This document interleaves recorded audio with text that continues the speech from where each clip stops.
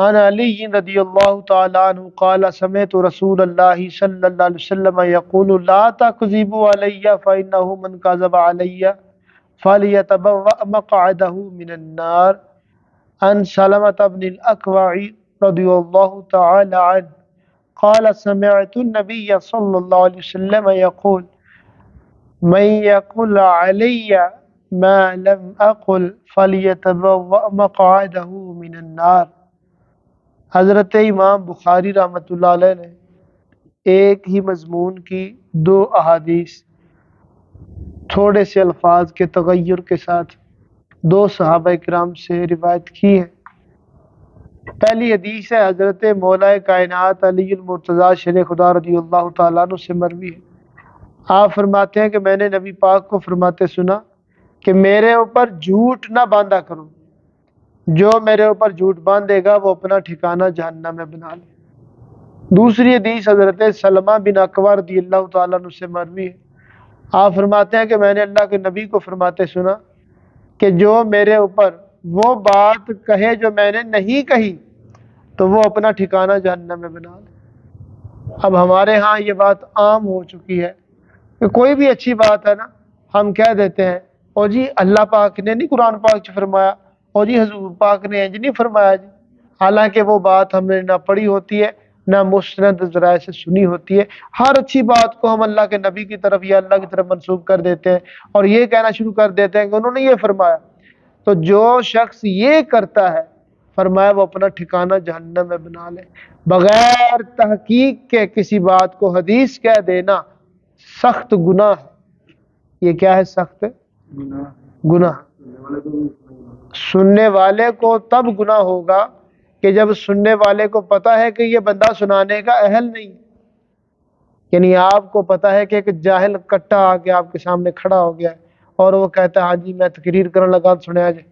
آپ اس کی تقریر سننے بیٹھ گئے، نا اہل کی، جس کو پتہ ہی کوئی نہیں دین کا، یا وہ ابھی خود طالب علم ہے اور وہ کام عالموں والا کر رہا ہے، واز کہہ رہا ہے، زبانی واز کہہ رہا ہے، اس کے سامنے کوئی کتاب نہیں ہے جسے پڑھ کے آپ کو سنا رہا ہے یا اس نے کوئی یاد کیا ہو کسی عالم دین کا لکھا ہوا، بس وہ اپنے نکات چھوڑ رہا ہے، آپ اس کو سن رہے ہیں، آپ بھی برابر کے مجرم ہیں. اٹھ کے چلے جائیں. جاہل بندہ واز کرنا شروع کرے نا اٹھ کے چلے جائیں.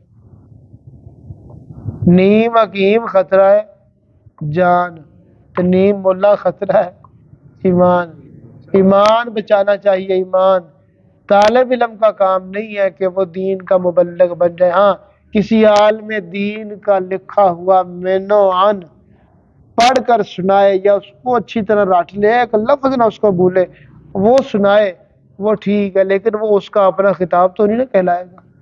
تو اپنی طرف سے جو خطابت ہے یہ جاہل بندے کے لیے حرام ہے اور جاہل بندے کا بیان سننا بھی حرام ہے. غیر عالم کا بیان سننا بھی یہ کیا ہے بولیے؟ حرام ہے. اور ایسا بندہ پھر ہر بات کو جو اس نے کسی سے سنی ہے چاہے وہ کسی اور کا بھی قول ہے وہ کہہ دیتا ہے جی وہ حدیث پاک میں لکھا ہوا.